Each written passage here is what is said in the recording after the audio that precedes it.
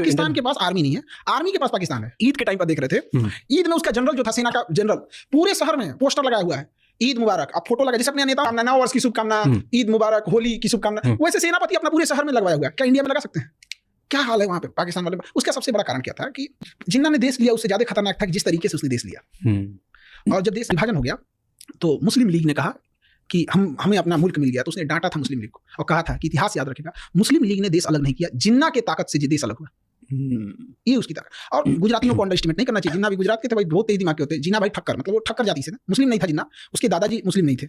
जेना भाई ठक्कर थे, ठक्कर जाति से। तो उसने ना मछली का व्यापार करते थे, तो शाकाहारी लोगों ने उन्हें बाहर कर दिया। तो मुंजा भाई ठक्कर का बेटा हुआ जेना भाई ठक्कर, और जेना भाई ठक्कर का बेटा हुआ मोहम्मद अली जिन्ना, और ये इस्लाम धर्म अपनाया था। जिन्ना को हम लोग एलिमिनेट कर देते ना तो पाकिस्तान बनता ही नहीं। नाथूराम गोडसे, हमको लगता है इसने को किसी ने गलत सुपारी दे दी थी, फोटो दिखाने में गलत कर दिया, मारना इसको मार दिया, उसको जाके भाई मारना था तो जिन्ना को मार देते यार। हम लोग तो बदनसीब थे भैया, हम लोग तो अभी जन्म लिए हैं, आजादी के समय हम लोग नहीं थे। बट इनफैक्ट एक कॉमन सेंस भी रहता, अगर हमें ही मारना रहता तो भाई गांधी को क्यों मारे? 80 साल का बूढ़ा तेज ढकेल देंगे तो मर जाएगा इंसान। उसको मार दिया, कितना बेशर्मी की बात है यहाँ पे।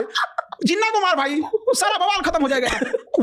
कहाँ कौन से प्रस्ताव में गांधी ने लाया? देश का विभाजन हुआ, सीआर फार्मूला, चक्रवर्ती राजगोपालाचारी लास्ट में थे, सरदार पटेल ने भी सहमति उस समय थी, जवाहरलाल नेहरू की भी सहमति थी, सबकी थी। कारण क्या था? जिन्ना था। सिंपल सा कारण उसका जिन्ना था। जब जिन्ना को लग गया और 1945 में शिमला सम्मेलन हुआ, उसमें जिन्ना की बात ही नहीं मानी गई, कलाम आजाद गए वहां पे। तो 1945 में शिमला सम्मेलन में जिन्ना को लग गया कि ये लोग ना आजादी देने वाले हैं, ना देश का विभाजन करने वाले, ये लोग बस आजादी देके चले जाएंगे।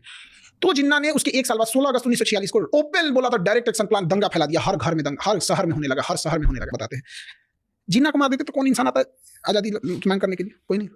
जिन्ना को पूछता कौन है? विप्रो कंपनी के मालिक है ना अजीम प्रेम जी, विप्रो नहीं किया।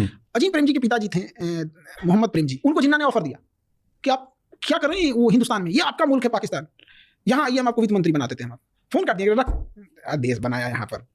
इस इंसान ने ठुकरा दिया। 22 करोड़ रुपया दाम देते हैं विप्रो से, हमारे रतन टाटा साहब। ये लोग देश के लिए हीरा हैं ये लोग। तो अलग टाइप का था। जिन्ना नहीं रहता तो विभाजन कभी नहीं होता। अच्छा, उसके बाद भी वो लोग क्या कर रहे थे जो विभाजन को स्वीकार कर लिए बाकी लोग? इसका मतलब आप ये मानते हैं कि वो 80 साल का बूढ़ा जो चल नहीं सकता था, जिसको 2 इंसान उठा के ले जाते थे, उसमें इतनी ताकत थी और आपके नौजवानों में कोई ताकत नहीं थी? दोनों बात आप एक साथ नहीं बोल सकते।